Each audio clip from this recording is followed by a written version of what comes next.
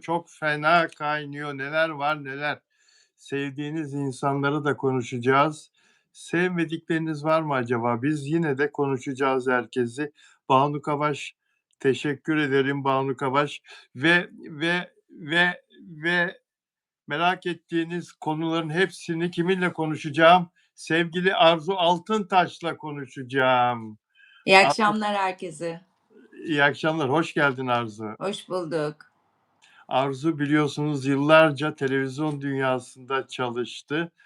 Şu anda biraz dinleniyor ve sağ olsun beni de kırmıyor. Haftada 2 gün diye başladık ama 3 güne çıktık Arzu'yla yayınlarımızda ve kibar kibar sunumlarıyla, nokta atışlarıyla sizlerin de özlediği yorumları, görmek istediği, dinlemek istediği yorumları yapıyor sağ olsun. Peki, Dilek Şenyurt özel abonem. Merhaba, hoş geldin Dilek. İyiyim, teşekkür ederim. Sen nasılsın? Caner özel abonem ve moderatörüm. Hoş geldin. İzmirli, Karşıyakalı, Fenerbahçeli Caner. Bugün Galatasaraylı olduğunu ümit ediyorum Caner. City'ye karşı bizi destekleyeceğini ümit ediyorum. Sevgiler sana. Evet, Dilek Şenyurt Almanya'dan iyiyim diyor, teşekkür ediyor. Peki, sevgili Arzu, sen bana bakma, senin de selam söylemek istediğin, konuşmak istediğin, buradan arkadaşın olabilir, mesaj yollamak istediğin olabilir. İstediğin zaman Görsem herkes gönül koyuyor bana, sana yazdık görmedin. Oraya bakınca geçen birisi bir şey yazmıştı. Müge Anlı'yla program sunuyor diyor. Beni bir gülme krizi tuttu. Zor tuttum kendimi. Oraya bakınca benim kafa gidiyor. O yüzden hiç bakmıyorum. Sonra sistem dolu mesajlar atıyorlar, küsüyorlar. Görmüyorum ama Caner Bey her seferinde selam gönderiyor. Ben söyleyemiyorum. Caner'e ve diğerlerine selamlar. Benim de görmediğim, kör gözümle görmediğim kim varsa tanıdıklar hepsine selam olsun. Evet, Caner, sağ olsun, çok da iyi moderatörlük yapıyor Caner. Caner senden ricam, ara sıra, sevgili Arzu'nun 5 dakika magazin, Instagram hesabını da etiketler misin? Arzu Hanım'ın, Bilal Bey'le şu anda yayında olan Arzu Hanım'ın Instagram hesabını takip O edebilirsiniz Müge Anlı şeklinde. diyeni engellemiş. Engellemesin ya, çok komikti. Cem Yılmaz gibi bir espriydi yani. Kim Yazmış engellemiş? şimdi. Anlamadım.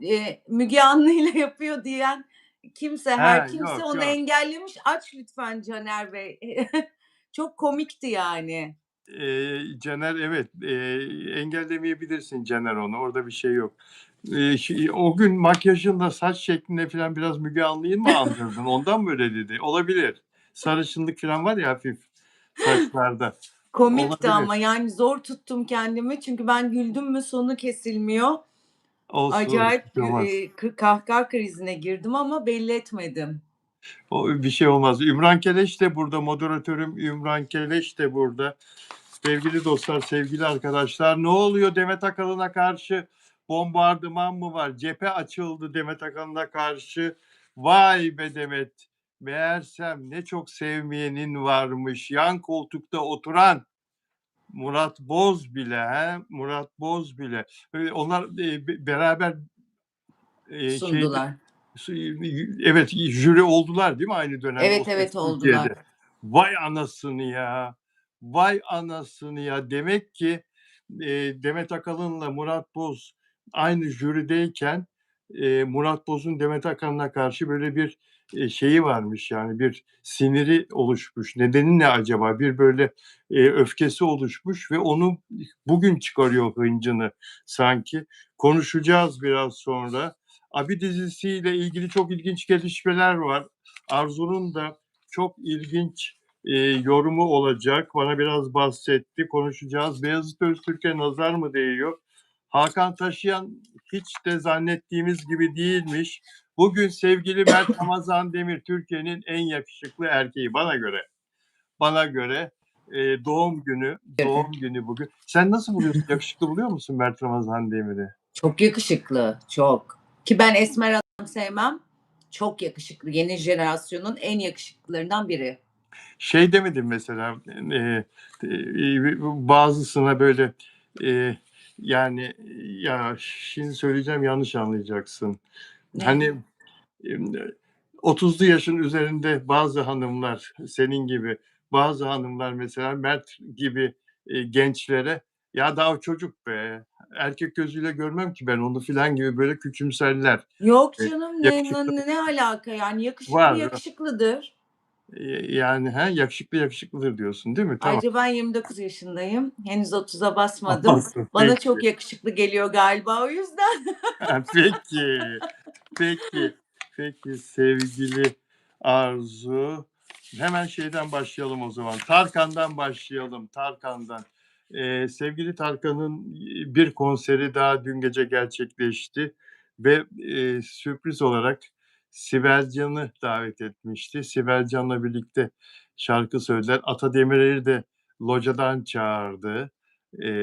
"Öyle oturulmaz, oturma öyle, orada oturulmaz, burada böyle oturulmaz, hadi gel sahneye" diye çağırdı ve o da katıldı şarkılara. Espriler de yaptı. Ata Demirer güldürdü.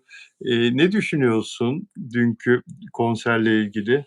Muazzamdı. Ben zaten Ata Demirer'i de sahnede çok severim. Şarkılarına da bayılırım. Ata Demirer söylesin, ben ömür boyu dinleyeyim. Ne zaman moralim bozukken ya da iyiyken benim arabamda bir kere sürekli açıktır. Özellikle de son şarkısı Beyaz Zambaklar. Şöyle şuradan beni vuran bir şarkı oldu. Onu zaten ya çok seviyor insanlar ya da hiç sevmiyor. Esprilerine de bayılıyorum ben. Sibel Can'ın da sahnesi zaten kadın enfes.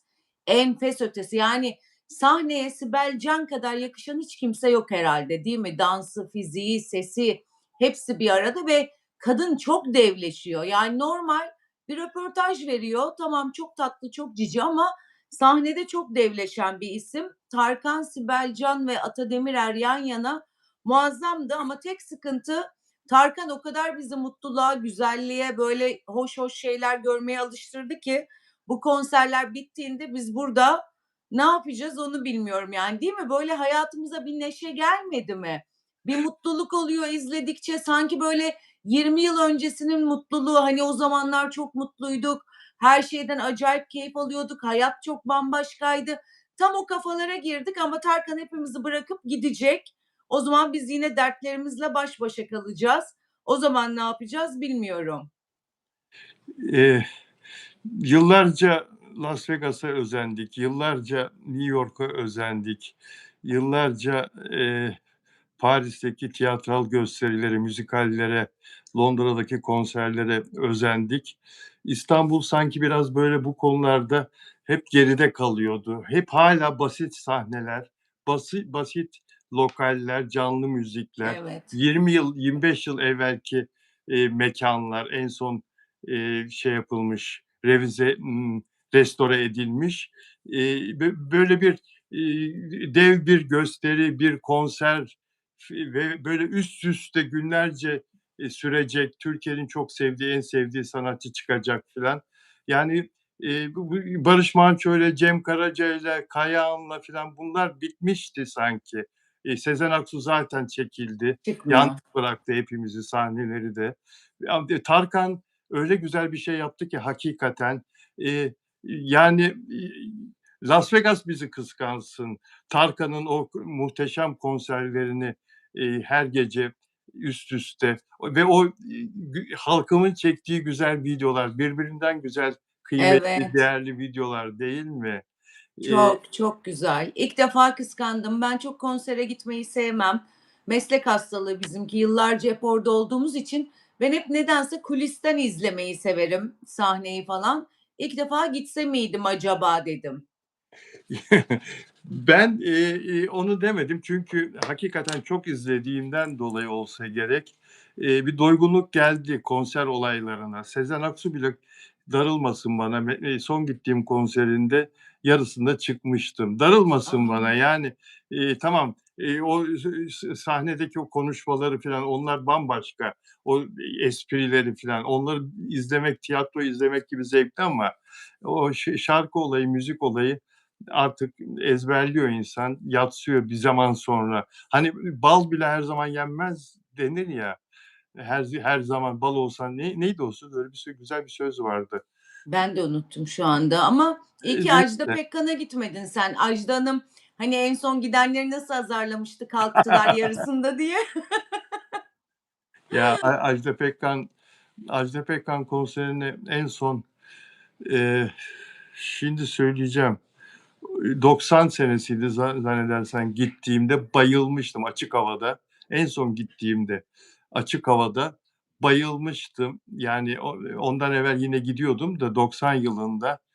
Ya demiştim ne muhteşem kadın sahnede, ne muhteşem Evet. kadın. Hakikaten ne kadar başarılı. Bugün yine hiçbir şey değişmemiş ve Hiç. Tarkan Ajda'yı davet etti, değil mi? Sen söylemiştin. Ne demiştin sen? Ajda Pekkan da çıkabilir demiştim. Galiba öyle bir şey ve şimdi Ajda Pekkan'la Evet, çıkacakmış. evet, evet. Ajda Pekkan'la çıkabilir demişti ve Ajda Pekkan'la çıkacak, ve birlikte 3 şarkı söyleyeceklerini, duyurdular. Eee, 5 olsun lütfen. 5 Tarkan'a buradan çağrı 5 olsun. 3 çok az. 5 olsun diyor. Tarkan çok mutsuzuz. Acayip depresyon günlerdeyiz. Lütfen 5 olsun. Aynen öyle ve profesyonel çekimler Tarkan konserinde onlar bize geliyor. Bakıyorum hakikaten çok o kadar usta çekimler var ki hem video hem fotoğraf çekimleri. Eee Bambaşka. Şimdi her şey bu kadar güzel olunca, ekibi de saymak istiyorum. Onları da, tanıtmak istiyorum. Bizi izleyen, seyircilerimize, Tarkan'ın konserlerinde kendisinin yanındaki profesyonelleri de söylemek istiyorum. Bir kere o çok takdir ettiğimiz, çok beğendiğimiz sahne tasarımı Can Besbelli'nin işi. Can Besbelli, ellerinize sağlık, kafanıza, beyninize sağlık. Elektro gitarda Can Şengün, Tarkan tek başına değil elbette. Bas gitarda Alp Ersömez. Bunlar Türkiye'nin en başarılı müzisyenleri Evet. arkadaşlar.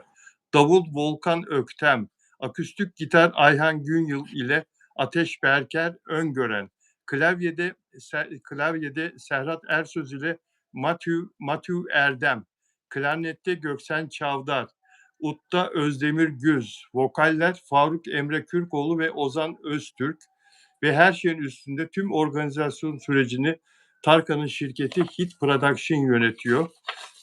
Ve vokaller dikkatimi çekti. Hiç bayan yok. İkisi de erkek vokal. Tarkan'ın gerisinde şarkı söyleyenler. Yani orkestranın da tümü zaten erkek.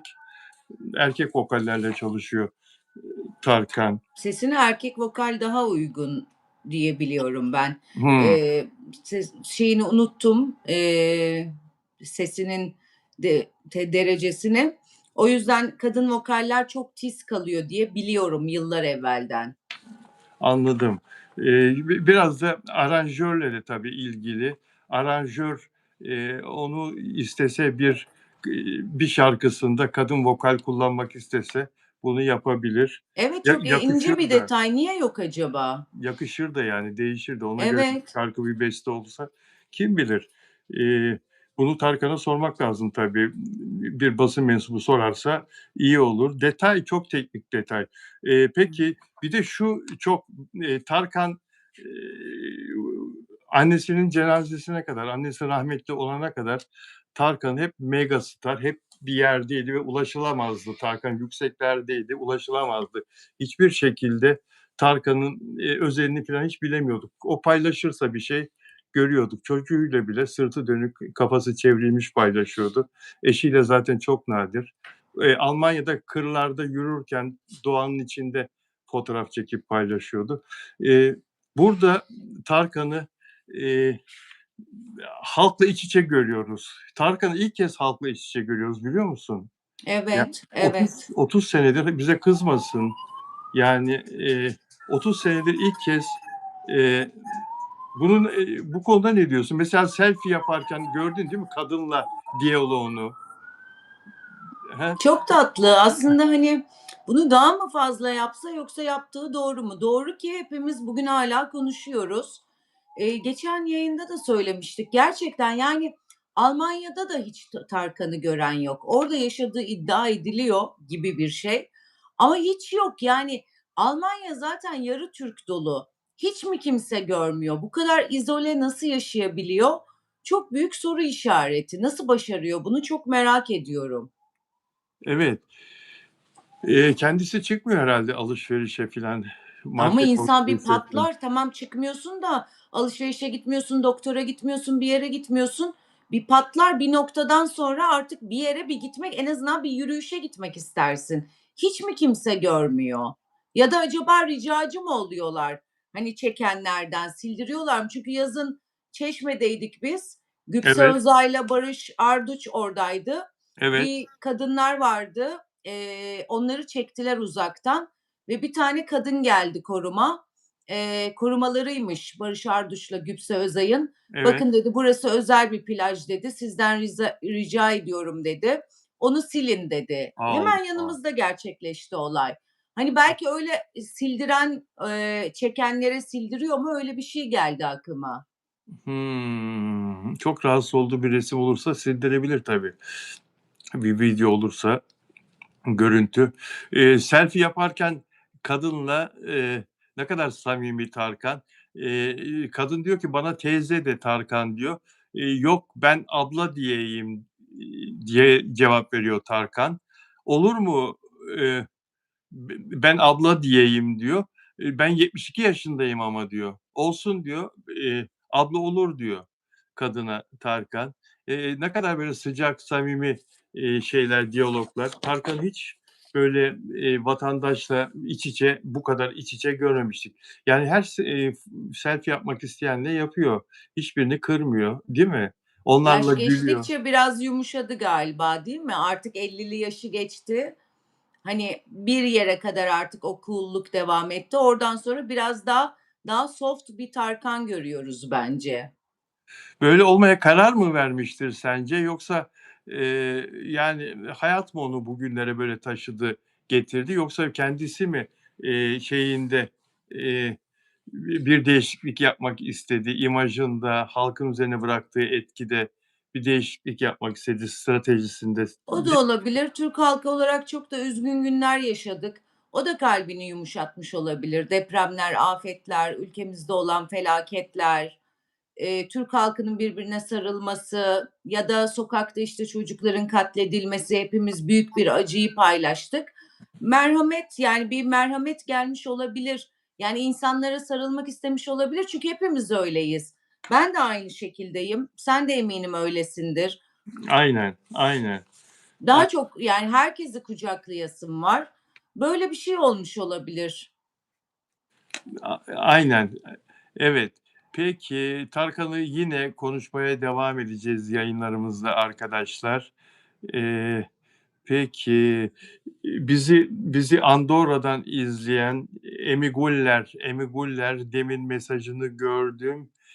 Buradan kendisine biz de hola diyelim. Andorra'dan İspanya ile Fransa arasında o dünyanın en küçük ülkelerinden birinden bizi izleyen, Emi Guller'e hola diyoruz. Andorra, Deste Andorra. Peki arkadaşlar, Dilek Şenyurt, bizim ünlülerimiz neden yurt dışında yaşıyor, gidiyor daha çok? Çünkü orada rahat ediyorlar diye de kendisi cevap veriyor. Hiç tanınmıyorlar orada tabii. Türkler dışında kimse tanımaz onları, rahat ederler. Peki arkadaşlar, Hakan Taşıyan bizi çok korkuttu. Kalp krizi olarak, yayıldı haber, kalp krizi geçirdi şeklinde, yayıldı. Ancak bugün gün ortasında kalp krizi geçirmediği, sırtında bir ağrıyla hastaneye gittiği, eee, Sevim Emre beni aradı, Orhan Gencebay'ın eşi. O, Hakan Taşıyan'a 2 kere, eee, organ nakli olmuştu Hakan Taşıyan. Bir böbreği değişmişti, bir karaciğerinde parça eklenmişti, değişmişti. O zamanlar, Sevim Emre çok, büyük katkıda bulundu kendisine. Sağlık Bakanlığı'yla devreye girdi ve o süreci hızlandırmıştı. "Bilal'cim" dedi, "ben Hakan Taşıyan'ı aradım, yeğeniyle konuştum. Kalp krizi geçirmemiş, yalan haber yazıyorlar, yalan haber yayıyorlar. Lütfen gerçeğini sen yaz. Sırtında bir ağrıyla hastaneye gitmiş ama kalp krizi değilmiş." Fakat, nakil nakilli bir hasta olduğu için, böbrek nakli, karaciğer nakli geçiren bir hasta olduğu için, kontrol altında tutmayı istemişler. Yoksa kardiyolojide hiçbir risk yok kendisinde. Ancak böbrek değerleri biraz düşmüş galiba dedi. Fakat korkulan bir durum yok şu anda dedi. Çok şükür. Çok Sevim şükür. Emre de ne kadar iyi bir kadın değil mi? Nerede bir hasta varsa koşuyor. Aynen öyledir ya. Aynen öyledir. Manisa taraflarında birisi ameliyat olması gerekiyordu. Bir kadıncağız, durumu iyi değil, ve acil olması gerekiyordu. Unuttum şimdi, 7-8 sene oldu. Ne ameliyatıydı unuttum. Bana ulaştılar. Kocası, "Ne yapabiliriz Bilal Bey, bize yardımcı olabilir misiniz?" diye. Aklıma Sevim Emre geldi. Bir keresinde söylemişti bana çünkü Sağlık Bakanlığı'yla, o zamanki Sağlık Bakanı'yla arası çok iyiydi. Eee, "Sevim Hanım, böyle böyle bir durum var, yardımcı olabilir misiniz?" dedi. Dedim. "Evraklarını hemen" dedi, "şeylerini, test sonuçlarını ne varsa" dedi, "hepsini" dedi, "şu adrese bana ulaştırsın." Yani şeyden, internetten.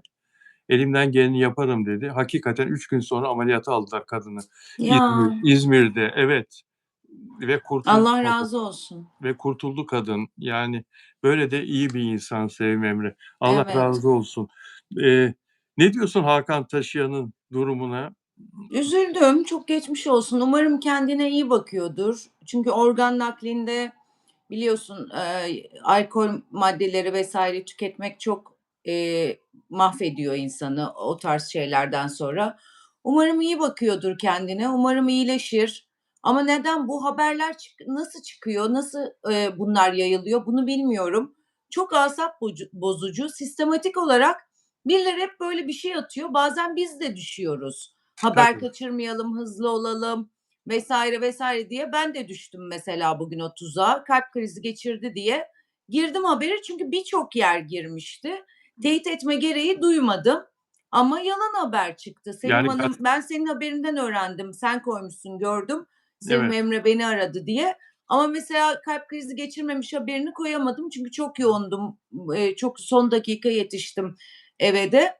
O yüzden çok tatsız böyle şeyler. Bazıları haz duyuyor bunlardan. Yok öldü, yok kalp krizi geçirdi, yok şu yok bu. Ne oluyor, ne geçiyor ellerine bilmiyorum. aynen öyle yani. Eee, benim, şeyim de, adminim de Sabah gazetesi girdi diye o kalp krizi geçirdi haberini girmiş. Yani Sabah gazetesi yazdığına göre teyit ettirmiştir diye Tabii, tabii. girmiş. Nitekim Cumhurbaşkanı da "İlgilenin, ne gerekiyorsa yapın." demiş. Meğersem hastanede olduğu için Sayın Cumhurbaşkanı "Ne gerekiyorsa yapılsın." demiş. Yoksa, hani, kalp krizinin üzerine öyle bir şey söylememiş ama tabii o aceleyle onu süzemiyor insanlar. Dediğin Evet, gibi birebir kendisinden ya da, işte, yakınından teyit ettirmek lazım. En sağlıklısı o. Ve Sevim Emre'nin bu açıklamasından sonra menajeri de açıklama yaptı. Hastane de açıklama yaptı, kalp krizi değil diye. Çok şükür, içimize su serpildi. Senin, parmak bastığın bir konu vardı Ufuk Özkan'la ilgili hımm. ve sen onu söyledikten sonra hakikaten taburcu edildi. Organ nakli bekliyordu. Eee, Nasıl görüyorsun Ufuk Özkan'ın taburcu edilmesini? Yani hepimiz artık son saatler, son günler, organ nakli olsun, adam ölecek filan derken evine gönderildi. Evet, yine aynısı. O gün söylemiştim yayında, doktorunu dinlemiştim. Sanırım 25'ti organ nakli için olması gereken birim. Burada 15'e düşmüştü. 15'e düşünce de organ nakli sırasından bile çıkartıyorlar demişti adam, doktoru. Galiba o oldu ama bu geçici bir şeydir. Yani bu adama şimdi karaciğer nakli lazım. Hastanede serum veriliyor, tedavi yapılıyor, tedavisine uygun şeyler veriliyor vesaire düzeliyor ama bu adam 10 gün sokakta kalıp tekrar hastaneye geliyor. Hani bu nasıl çözülecek onu bilmiyorum ben. Yani bu adama organ nakli gerekli. Şu an düzeldi ama %100 mü düzeldi? Yani hiç mi karaciğer gerekmeyecek? Hayır, bence gerekecek.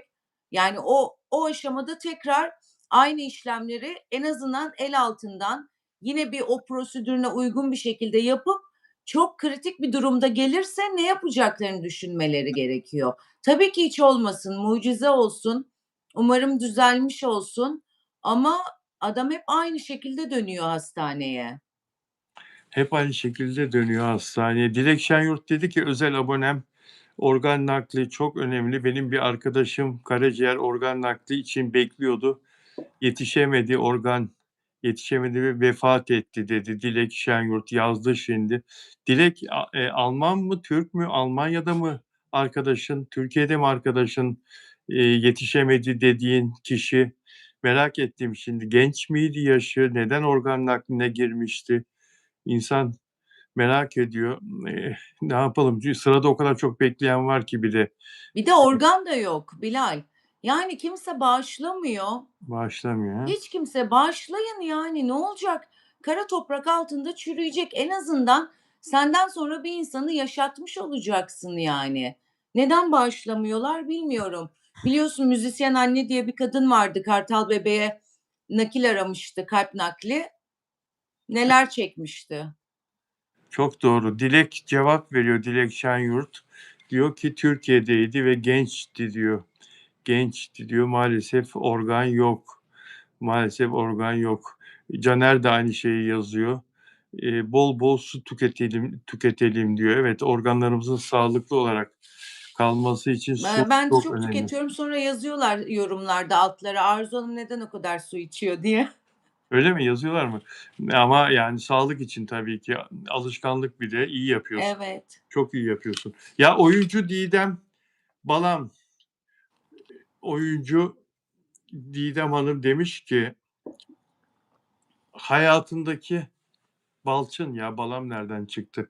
Hayatındaki insanları azalttığını söylüyor. 800 kişiyi takipten çıkmış. Bravo. 800 kişi takipten çıkmış. Eskiden herkesi seveyim, herkes de beni sevsin telaşım vardı. Artık öyle değilim. Bir sabah kalktım 800 kişiyi sosyal medya hesabımdan sildim. İyi mi yapmış, doğru mu yapmış sence? Çok iyi yapmış. Hadi aman ya, çok iyi yapmış diyorsun ya. Çok iyi İnsanlar yapmış. çok olmuşlardır ya. Ha? Beter olsunlar. Sakın ha beni silme bir sabah kalkıp da. Seni asla silmem. Sen Ah beni canım. silsen ben yine eklerim Ah canım. seni. Hayatta Teşekkür hep ederim. bu tarafa koyduklarım ve artık diğerleri var. Ben de onun gibi düşünüyorum. Hastalık o babasının ölümünden sonra silmiş. Evet.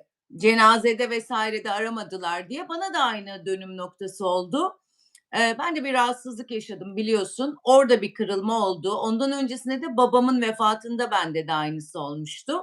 Gerçekten evimde Allah rahmet eylesin. yiyen, amin, havuzuma giren, işte Tuzla'ya, Kartal'a arabamla bıraktığım, efor sarf ettiğim arkadaşlarım hiçbirisi yoklardı. Allah Bir Allah. tek senin gibi çok sevdiğim ve çok kıymetli arkadaşlarım vardı hastanede. Sen kayınpederinle gelmiştin.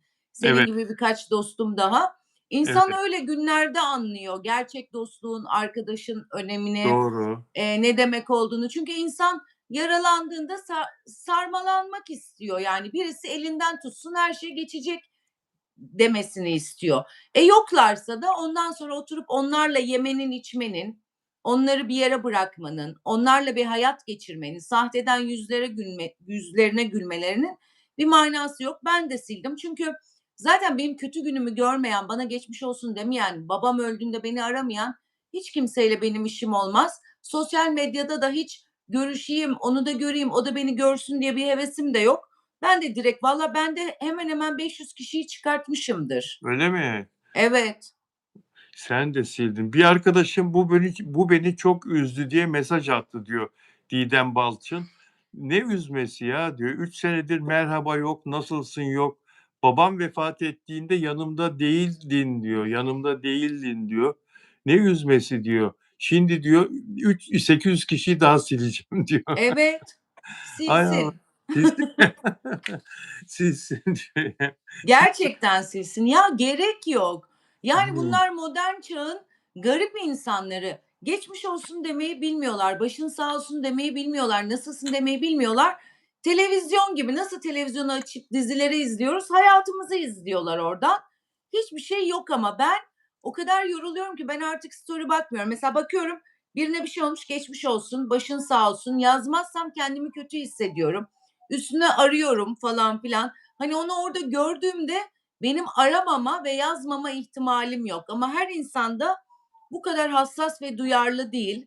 Hayat da çok zor. Herkesin kendi öz hayatı var. Ama biraz duyarlı olmamız lazım. Doğru söylüyorsun. Duyarlı olmak şart.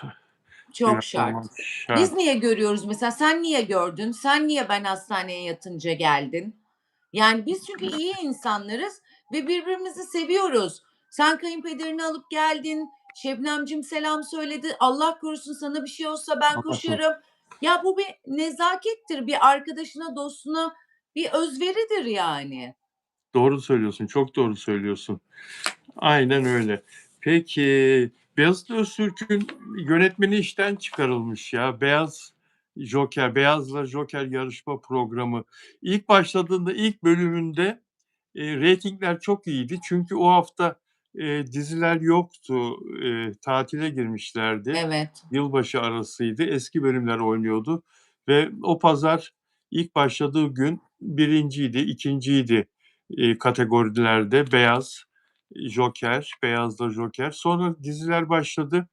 4'e 5'e indi. Ve bu son pazar yani 2 gün evvelde sadece AB'de ilk 10'a girebildi. AB kategorisinde. O da 8. oldu. Ondan sonra neler olmuş neler. Ya yönetmene kesilmiş bunun faturası ve adam işten çıkarılmış. Ne diyorsun? Yönetmen ne alaka diyorum. Ne olsa dizi reyting getirmiyor, yönetmen gönderiliyor. Program getirmiyor. Yönetmenle olacak bir şey değil ki. Mümkünatı yok yani. Adamcağız da açıklama yapmış. Okudun değil mi açıklamasını? Okudum. Yani yazık.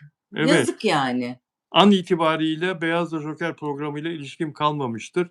Neyse ki sektör kimin ne olduğunu biliyor. Herhalde resim seçmede falan geç mi kalınıyordu? Öyle bir şey mi oldu? Yani önemli gördükleri tepkileri zamanında getiremedi mi ekrana bilemiyorum. Yani ondan dolayı da onun üzerine yıkılmaz ama ya yönetmenin başka nasıl şey olabilir ki? Ekranda çok güzel bir reji izliyorduk yani bir hata görmüyordum ben. En Ben de fazla görmedim hiç. en fazla işte o hani resim seçmekte bilmiyorum o da neyi tercih ediyorlar o anda nasıl ve neden fatura yönetmene kesilir ki? Ama yine Beyaz bir şey değişmeyecek. Yine reyting almayacak. Yönetme isterse 5 tane yönetmen göndersin. Yine almayacak. Mutabık kalamayacaklar yani. Mutabık mıyız? Mutabık. Yani Beyaz, marka olarak çok değerli bir marka tabii. Yani kolay değil. 30 senelik bir, zirve Kariyer. hikâyesi var Beyaz'ın ve bunun hakikaten 20 seneden fazla süresi bizzat canlı yayın, banttan da olsa, canlı da olsa başarılı bir televizyonculuk var altında. Yani burada formatta da sıkıntı olabilir. Formatta da Evet. bana çok geçmedi format. Ya Bana da geçmedi.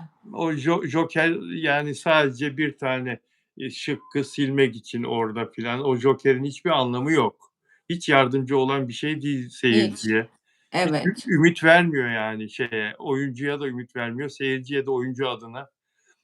Bilmiyorum yani. Ben daha eğlenceli bir şey bekliyordum. Hiç o kadar eğlenceli gelmedi. Hani bir bizi güldürsün, bir neşe katsın, yarışma dizi bıktık zaten yani. 250 yıldır Kim 500 Milyar'ı izliyoruz. Bıktık bir fenalık geldi. Başka bir şey yani. Şu anda ruhumuz eğlenecek bir şey istiyor. Çok doğru söylüyorsun ve Beyaz'la bunu yakalayacağımızı zannettik. Bunu anonslarken de yarışma başlamadan evvel de eğlenceden, bizi çok ümitlendirdiler. O kelimeyi çok kullandılar, eğlenceli. Evet, Ama Beyaz'ın çabasının dışında prodüksiyon olarak bir son bölümde İrem Derici'yi getirdiler. Eee, keşke her yarışmanın olduğu her yayın gününde bir tane ünlü gelse.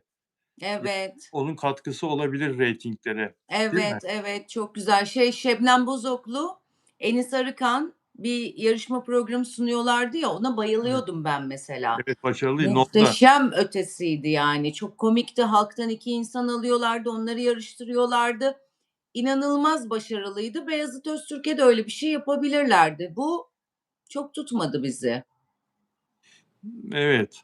Yani orada ünlüleri de ikna etme meselesi tabii. Para bilmiyorum yani kaçı gelir yani. Ama yani bu işi yapıyorsan elini altına koyacaksın, taşın altına koyacaksın. Evet. Haftada Ama bir artık sonuçta. Ses gitti. çok az Heh, para, heh, çok fazla, kendilerine gelsin para. Aaa, evet. insanlara da çok az para versinler. Genel olarak televizyonda hep böyle. Böyle değil mi? Şimdi son zamanlarda Evet. özellikle. Hep böyle. Evet, ama, tabii daha hiçbir şey bitmiş değil. Program devam ediyor pazar günleri. Beyaz'la Joker. Beyaz'ın yaratıcılığı şimdi devreye girer diye düşünüyorum ben. Beyaz iyi bir televizyoncudur. Hepsinin üstüne çıkar Beyaz, ağırlığını koyar diye düşünüyorum bütün ekibinin ve, bu hafta Barcelona'ya gitmemiştir. Burada kalarak, sürekli toplantı yaparak bu işi en iyi şekilde çözecektir diye düşünüyorum. Başka çaresi yok. Kendi kurtaracak yani. Kendi Evet. ağırlığını koyacak üzerine. Klip mi yapar aralara? Yani komik klipler mi yapar? Ne yapar bilemem. Keşke öyle şeyler yapsa. Keşke. Değil mi? Eğlence istiyoruz. Bütün yapımcılara duyurulur. Eğlence istiyoruz ve eğlenmek istiyoruz. Eğlenmek istiyoruz. Çok doğru söyledin. Beyaz'ı çok severiz. Beyaz'a başarılar diliyoruz. Evet, Demet Akalın'a karşı, eee, bazı isimler birleşti. Ona karşı sanki böyle bir cephe mi açıldı acaba? Şimdi bu Blok 3'le Demet Akalın'ın bir problemi vardı ya Hı hı. ve Blok 3'ün saygısızlık yaptığını ileri sürmüştü Demet Akalın kendisine cevap veriş tarzından. Sonra Blok 3 biraz toparladı, ve Demet Akalın da onunla, aralarının düzeldiğini filan ima eden, açıklamalar yaptı. Biz de o savaş bitti zannetmiştik ama dün Blok 3 birdenbire Spotify'daki şarkılarının, o çok sevdiğimiz şarkı, benim de arabada dinlediğim "Kusura Bakma" ve diğer birkaç şarkısı ve bir albüm, son albüm galiba silinmiş. Yani ve insanların aklına en son tartıştığı Demet Akalın geldi. Bizim muhabirlerin de aklına onlar geldi. Demet Akalın acaba o mu bir şey yaptı diye. Ne diyorsun bu konuda? Demet uğraşmaz ya, öyle şey yapar mı? Demet yani niye Spotify'a müdahale ettirsin, sildirsin filan yani? Zannetmiyorum. Ne diyorsun? Yani benim de aklıma ilk o geldi. Sabahtan beri bütün herkesle konuştuk. Herkes de aynı şeyi düşündü. A! Acaba mı diye. Evet, herkes, bütün haberciler birbirlerini aradılar. Acaba öyle mi? Senin bir bilgin var mı? Bu nasıl silinebilir? Bir araştırmaya girdik. Bu konularda çok uzman bir Orçun Soykan var arkadaşım. Onu aradım Spotify'da ve TikTok'ta. O Hımm. şöyle söyledi. Daha Blok 3 açıklama yapmadan önce. Şimdi eser sahibi kendisiyse ve o hesap o kendi e-mailinden atıldıysa silinebilme ihtimali yok dedi. Ama Hımm. dedi eser sahibi kendisi değilse dedi, atıyorum benim şarkımı okudu. Ben ona muvafakatname verdim ama buna rağmen dedim ki Blok 3 okumasın. Vazgeçtim ben artık. O zaman kaldırtabiliyormuşum ama bu da uzun bir işlemmiş. Ama çocuğun ilk açıklamasında diyor ki benim e-mailimde diyor bir sıkıntı oldu diyor. E-mailimden diyor şarkılar silindi. Demek ki şarkı sözleri onun ve eser sahibi de o. Şirketin sahibi de o. Burada Orçun'un söylediği tekrar yükleyebilir ki keza tekrar yüklemiş. Muhtemelen bir hacklenme olayı yaşadı. Hani o hack'i kim yaptırdı onu bulmak lazım ve onun da Evet. artık bundan sonra çok daha iyi korunması lazım Gmail'ini ya da hangi mail'i kullanıyorsa. İlk akıllara Demet Akalın geldi. Hâlâ da bilmiyoruz. Sahte claim ile kaldırtılmış, diyordu eee, Blok 3. Senin dediğin gibi, uğraşmışlar yani Blok 3'ün, Evet. bu şeyiyle, hesabıyla, mailiyle ve oradan yola çıkarak bir şeyleri yapmışlar. Muhabir arkadaşlar Murat Boz'a sordu. Murat Boz da, çocuklar emek sarf eden, yani bu Blok 3 ve onun gibiler, çocuklar emek sarf eden, yazan, çizen çocuklar. Ben inanmıyorum o işlere. Çünkü sokağı görüyoruz, konserleri görüyoruz, seyircinin ilgisini, tepkisini görüyoruz. Blok 3'ün çok sevilen şarkıları var. Bilmiyorum, teknik bir arıza da olmuş olabilir. bizim üreten, çalışan çocuklara ihtiyacımız var. Yermek değil, gömmek değil, onları el üstünde tutmak lazım diyerek, böyle, Blok 3'e destek olurken tabii ki Demet Akalın'ı da, eleştirmiş oldu üstü kapalı. Çünkü yeren, gömen, tabiri caizse Blok 3'ü en son Demet Akalın'dı. Demet Akalın da bunun üzerine Blok 3'e destek açıklaması yapan Murat Boz'u Instagram'dan takipten çıktı. Blok 3 ise Murat Boz'u takibe aldı ve Yalaka dedi bir de. Demet Akalın kimseyle aram iyi olsun gibi bir vizyonum yok. O işi yalakalar çok iyi yapar. Ay! Ne gerek var, değil mi? Şimdi doğru yani Murat Boz doğruyu söylemiş. Ben de aynısını söylüyorum. Bağdat Caddesi'ne, Kadıköy'e, Göztepe'ye, karşıya arabaların çok olduğu bir yere gittiğinde Evet, trafikte bu çocukları duyuyorsun. Level C5'i, Blok 3'ü. Yani geçen 10 arabadan 6'sı, 7'si, bazen 8'i bu çocukları çalıyor. Burada bu başarı var ve başarı takdir edilesi bir şey. Beğenirsin, beğenmezsin. Senin tarzına uyar, uymaz. Demet Akalın da başkalarının hani benim de Avrupa'dan gelen arkadaşlarım orada çok uzun müddet yaşayan burada Demet Akalın'ın hit şarkısı olduğunda ya bu işte garip garip tabirler kullanıyorlardı. Bunları nasıl dinliyorsunuz? Bu çöp, bu şarkıyı mı falan filan diyorlardı. Şimdi biz de diyorduk ki hani yazın çıkarttı, meşhur, anlatıyorduk. Bak bu listelerde bir numara, bu kadın böyle. Bunlar Türk ama hep Avrupa'da yaşamışlar. Kişiye göre değişir yani bu şeyler. Şimdi bu çocuklar da gerçekten dinleniliyorlar. Ben inanmıyorum. Varsa da çok minik bir kısmında vardır. O zaman onu konuşacak olursak Türkiye'de hiç kimsenin Instagram'da 1 milyon, 2 milyon, 5 milyon, 10 milyon takipçisi yok. Oraya da bot basılıyor. Varsa Spotify'a da basılıyordur ama minik basılıyordur. Çünkü ben kimi görsem herkes artık oradan dinliyor ve bir başarı var. Başarı gerçekten takdir edilmeli. Önce kişiye hakkını vereceksin. Sonra diyeceksin ki kardeşim bu benim tarzım değil. Bana hiç uymuyor. Ben dinlemiyorum. Ama dinleyen herkese saygı duyuyorum. evet.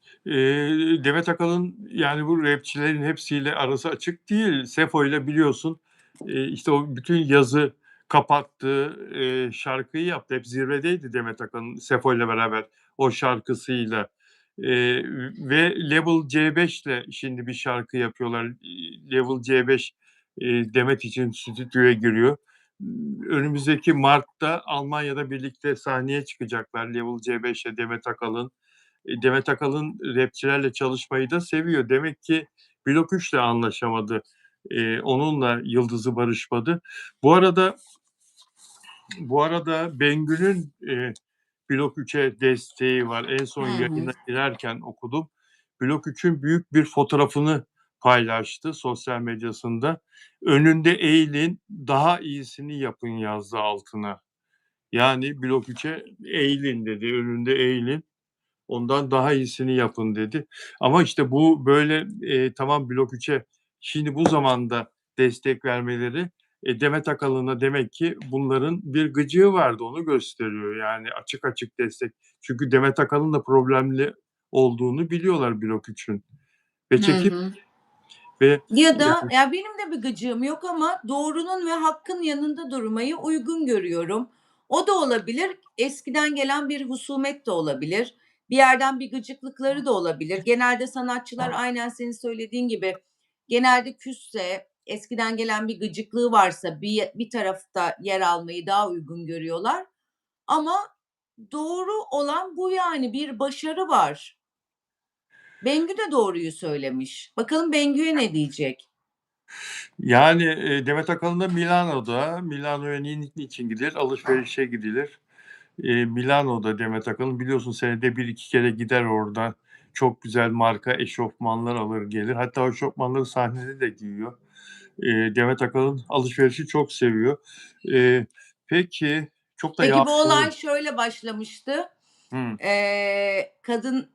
Kadın pedine bağlanmıştı. Şimdi yalaka çıktı. Bakalım ne olacak, değil mi? Bakalım ne olacak. Demet Akalın evet, şeyi kılıcı kınından çıkardı yani. Evet. Yalaka. En son onu konuşmuştuk. Orkidler havada uçuşuyordu kadın petleri. Evet, Şimdi evet. yalaka sözleri. Bakalım Bengü'ye ne olacak?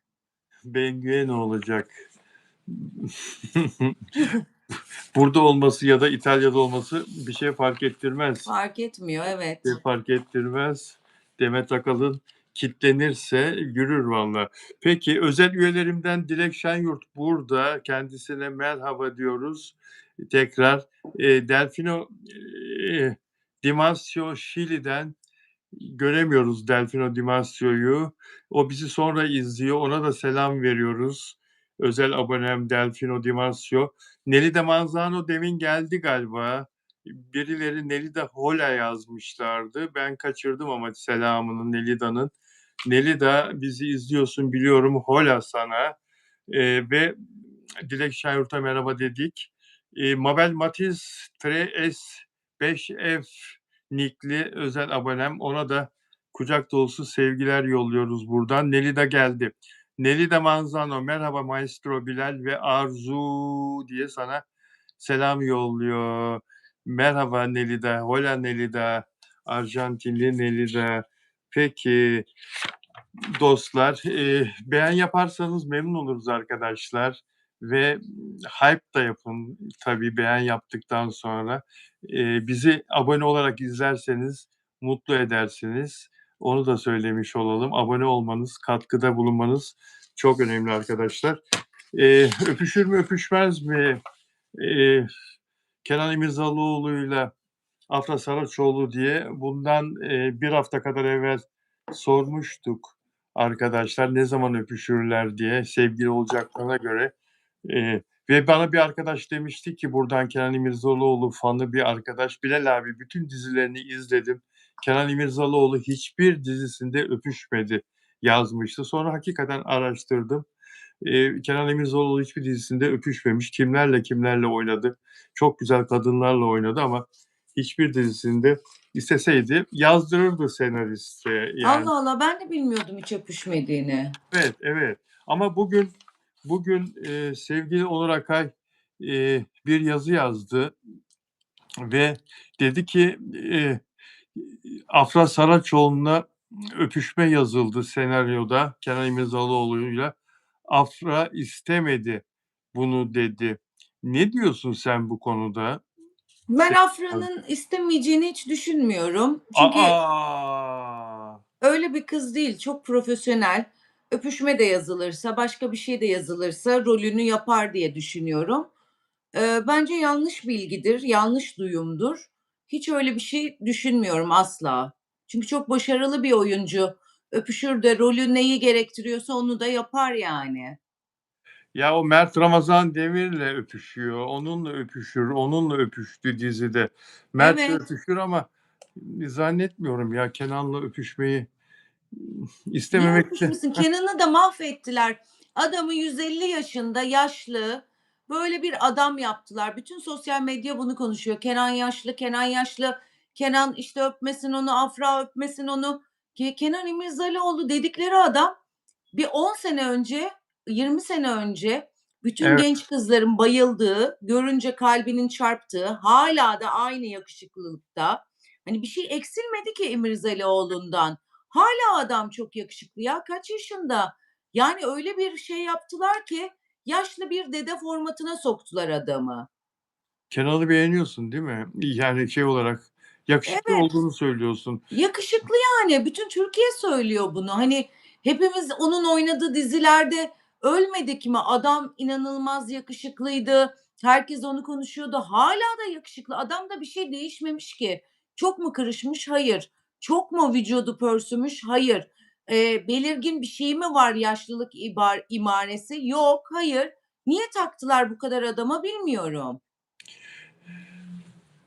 Yani şimdi son bölümü izledin mi Abi İzledim. dizisinin? Dün akşamki Hı bölümü. hı. Dün akşamki bölümde yani bu son bölümde çok daha fazla dikkatimi çekti. Bundan önceki bölümlerde zannedersem Kenan İmirzalıoğlu karakteri, Doğan karakteri bir yerde dedi ki biz ne oluyor dedi. Sizli bizli konuşmayı kaldıralım aradan dedi. Ve ondan sonra Afra sen demeye başladı yani Çağla karakteri.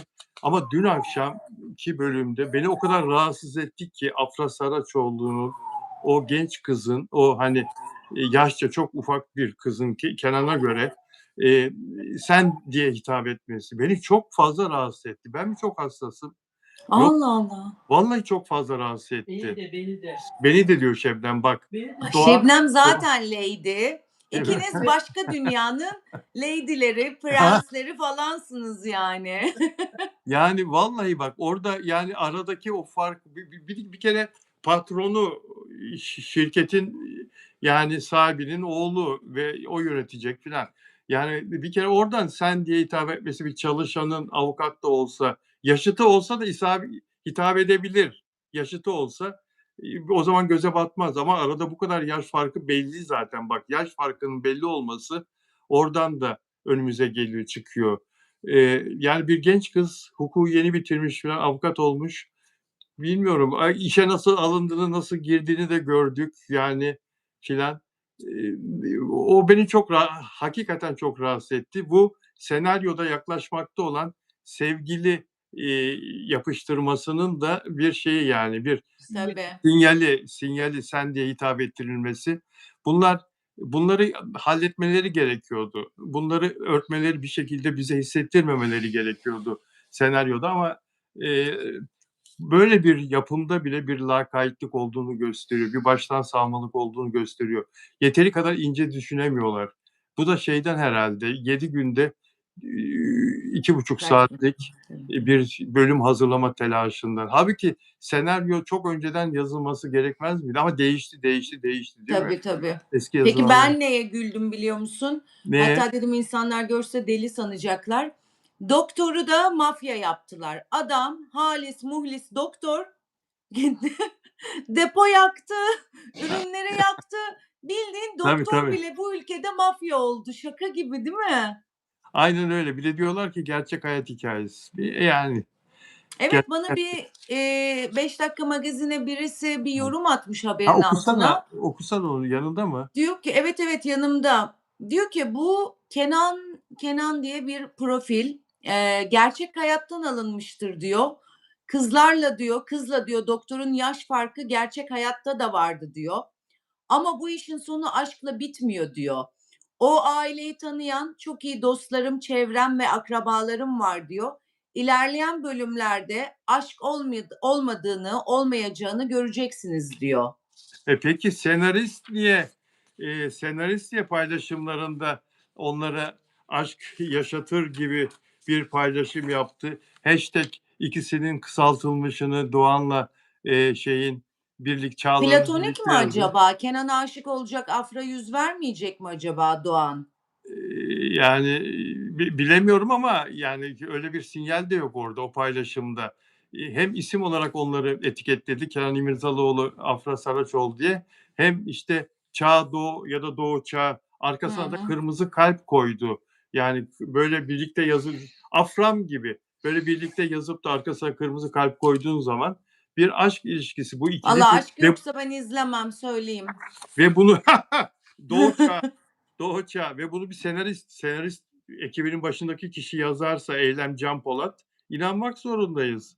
Ve o da bize inandırmaya çalışıyor. Niye bunu senarist yazma ihtiyacı duydu, paylaşma ihtimali duydu? Arkasından geldi. Onur Akay'ın öpüşmeyecek, rest çektiği haberi geldi. Onur Akay'a da bunu istihbarat kaynakları bildirmişler demek ki. Bir şeyler artık tam zamanıdır. Yani aşkın ortaya çıkmasının zamanıdır artık. 4. bölüm önümüzdeki Zaten hafta. kız arkadaşı söyledi ya en yakın arkadaşı. Sen dedi seviyor musun, hoşlanıyor musun dedi, beğeniyor musun dedi dün akşam. Ben o Oradan da sırada sinyal verdim. kahve yapmaya geçmiştim. Onu duymadım. Ne dedi? Bir daha söyle. En yakın kız arkadaşı var ya magazin muhabirliği yapan o Evet. sen dedi Doğan'dan hoşlanıyor musun dedi beğeniyorsun gibi bir şey ifade etti. Ben de hiç oturup full konsantre izlemedim. Aynı senin gibi bir oraya gidiyorum ama ses hep açık. Ondan sonra hep duyuyorum. Öyle bir şey söyledi. O da hayır dedi böyle ama bir şüpheli baktı. Tamam. O gazeteciden dostu olmaz karakteri değil mi o kız? Evet. Hem haberleri yapan. Yani Onur Akay'ın Onur Akay bir de diyor ki açıklamasında bu konuyla ilgili yazdığı haberde Türkan Şoray kurallarından sonra Afra Saraçoğlu'nun bu reddi de diyor çok ilginç oldu diyor. Türkan Şoray da öpüşmezdi, sevişmezdi biliyorsun. Senaryoda olamaz Evet. öyle bir şey. Olsa da değiştirtirdi. Afra Saraçoğlu enteresan Niye taraflardan. oyunculuk yapıyorlar o zaman ya? Oyunculuk öyle bir şey değil ki. Ne yazılıyorsa oynarsın. O zaman oyuncu olmayacaksın yani. Şebnem sen ne diyorsun? Arzu diyor ki aşk olmazsa, öpüşme olmazsa izlemem diyor. Sen ne diyorsun? Bence de. Bence olmalı mı diyorsun? Ya olmalı yani bir şeyler, bir Öpüşsünler mi? aşk olsun. İlla ki öpüşmeden de şey olabilir, sevgili olabilir. Öpüşmeden de el ele tutuşur, Öpüşür gibi gözükürler. yanağını okşar, saçını okşar. Öpüşür gibi. Öpüşür gibi gözükebilirler mi? Olur mu öyle sence Arzu? Oluyor ki canım, bir sürü yapıyorlar da ya öpse de ne olacak ki? İşleri onların yani. Ne çıkar ki bir öpücükten? Tabii canım bir şey çıkmaz. Mert'le- Ben de Arzu gibi düşünüyorum. Mert'le barıştı yazdı Onur yazısının sonunda. Acaba Mert Ramazan Demir'le barıştığı için mi reddetti? Dün akşamki bölümü bizim evlerimizde izlediğimiz bölümü Afra ile Mert birlikte izlemişler Mert'in evinde. O zaman Mert'in de hiçbir dizide kimseyi öpmemesi lazım. Öyle bir kuralı varsa.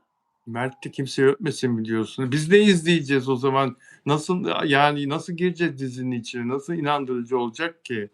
Hayır, Afra'ya öpüşme demiş. Ama o öyle Ondan. dediyse kendi dizilerde herkesle öpüşüyor. Kendisi Mert değil mi? Dizide de öpüşüyor. Sonra başka Evet. da yapıyor. Bak Eylem Can Polat'a ne yazmışlar? Eylem Can Polat'a senariste. Onları bir araya getirerek diziyi mahvetmeyin. Yani Doğan'la Çağla'yı. Ve Ay lütfen vallahi Eylem Can Polat'a sesleniyorum. Aşk yoksa seslen. ben yokum. Bir dahaki bölümü izlerim. Arada bir kıvılcım var, aşk ibaresi var falan filan ilerlerim. Eğer yoksa öyle bir şey bir daha da hiç bakmam. Zaten çok sıkıldık, vurdu kırdı o bu. Bari bir aşk izleyelim. Aşk olsun illa diyorsun değil mi? Evet, ben içinde aşk olmayan hiçbir diziyi, filmi, hiçbir şey izlemiyorum. Netflix'te o romantik komedileri 150 kez falan izledim. Romantik. Evet. Abi dizisi dün akşam reytinglerde birinci oldu ama arkadaşlar pek kıpırdayamadı. Bir hafta öncesine göre bakmayın sosyal medyada şişirildiğine dün akşamki reytinglerin total aynı kaldı. 11.03 aynı total. Ne az aşağı ne yukarı. ABD 0.88 azaldı. ABD azaldı reyting bir hafta önceye göre. ABC'de 0.07 yani binde 7 arttı ABC'de. Yani dün akşamki bölüm bir önceki haftaya göre başarısızdı reyting açısından. Olan benim dizim oldu. Rüya gibi çakışıyordu Evet. abi dizisiyle. Rüya gibiyi pazara aldılar. Pazar günü de benim çok beğendiğim bir dizi vardı, Sahtekarlar. Burak Deniz'in dizisi. Bu sefer ben Burak Deniz'in oradan transfer olup Rüya gibiye geçtim. Rüya gibi izliyorum pazar geceleri. Burak Deniz'i de kayıttan izliyorum. Olan benim dizim oldu yani. Abinin karşısında diye kaldırdılar onu. Ve Rüya gibi gerçekten çok güzel bir dizi. İnanılmaz. Ve reyting alamıyor. İnanamıyorum yani. Ben onu ilk bölümünü izlemiştim. Beni biraz sarmıştı ilk bölüm ama sonra ne yazık ki sonra çok fazla yükselemedi. Değil mi? Çok güzel oldu şu an senaryo, biliyor musun? İnanılmaz güzel. Hatta başrol oyuncusu kız ne yapalım, aşiret gibi mi yapalım diye bir şey söylemişti günü değiştiğinde. Ben Evet. çok bayılıyorum. İnanılmaz güzel. Orada da bir aşk var. Güzel hikaye yani. Evet. Ne dedin Şebnem? Uzak şehir ne yaptı acaba? Yine Boran karakteri falan çıktı. Birbirlerini dövdüler iki kardeş. Uzak şehir Birbirlerine silah çektiler. Ne oldu acaba? reytingi iyi o dizinin. Annemin dizisi o da, Uzak Öyle Şehir. mi? Ve Abi dizisinin senaristi Eylem Can Polat. Ya bu Doktor Doğan karakterini o kadar dürüst yazıyorsunuz ki yani adam dövmesine, silah çekmesine, sıkmasına, ortalığı yangın yerine çevirmesine rağmen ama Afra Saraçoğlu dizide düzenbazlara, katile, mafyaya destek olan, onlarla dost olan bir avukat olarak çıkıyor karşımıza. Bu da Afra Saraçoğlu fanlarını rahatsız ediyor. Bilesiz. Gerçi, dışarıya çıkıp bakmak lazım, dışarıdan bakmak lazım.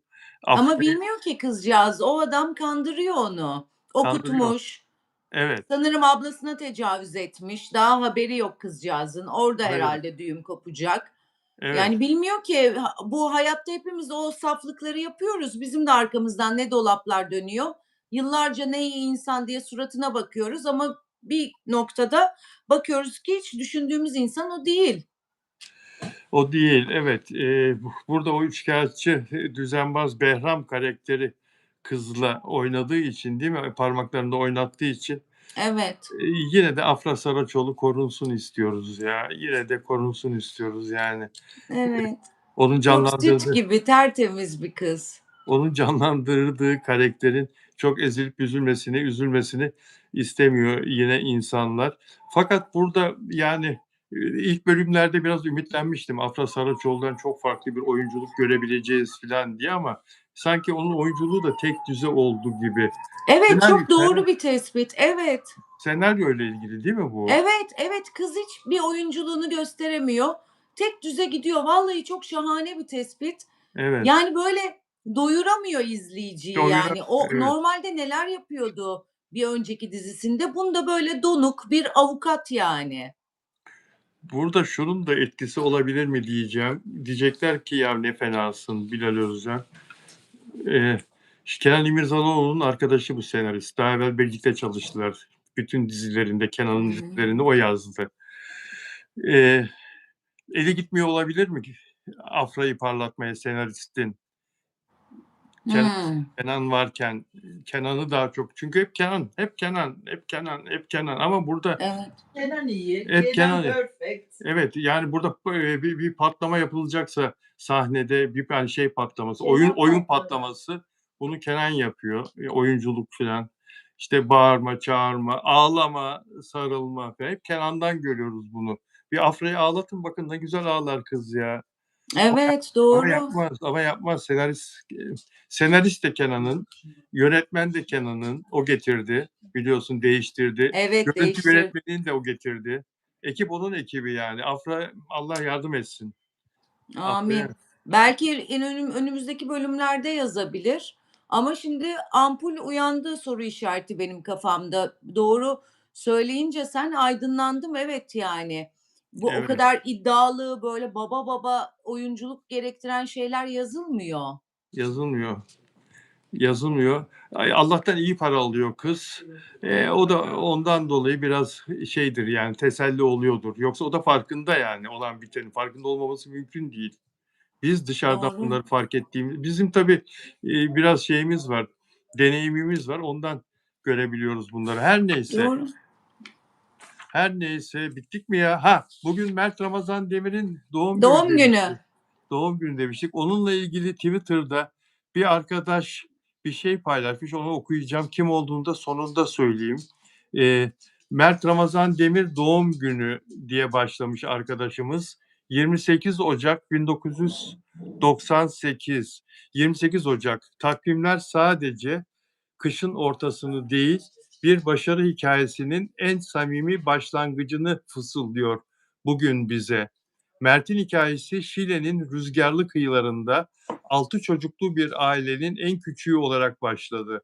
Belki de o günlerde kalabalık bir sofrada sırasını beklerken öğrendi hayatı sessizce izlemeyi. Çünkü iyi bir oyuncu olmanın ilk kuralı önce iyi bir gözlemci olmaktı. O hayatı, insanı ve duyguları en ham haliyle biriktirdi heybesinde. Yolun başında ne gösterişli ışıklar vardı ne de alkış sesleri. Sadece bir hayal ve o hayalin peşinden gidecek sarsılmaz bir irade vardı. Önce küçük karelerde gördük onu. Sonra karakterlerine can verdikçe devleştiğini fark ettik. Ama Mert'i sadece ekrandaki yüz olmaktan çıkaran şey o sarsıcı doğallığıydı. O kamera önüne geçtiğinde sadece bir senaryoyu oynamıyor, Yalı Çapkını'nda Ferit'in içindeki o sevilmeye muhtaç çocuğu Şahmaran'da Cihan'ın gizemini, Mert'in en saf gülüşünü bizlere yaşatıyor. Neden mi bu kadar çok sevildi? Çünkü o şöhretin parıltısına kapılıp kendi özünü hiç tatmadı.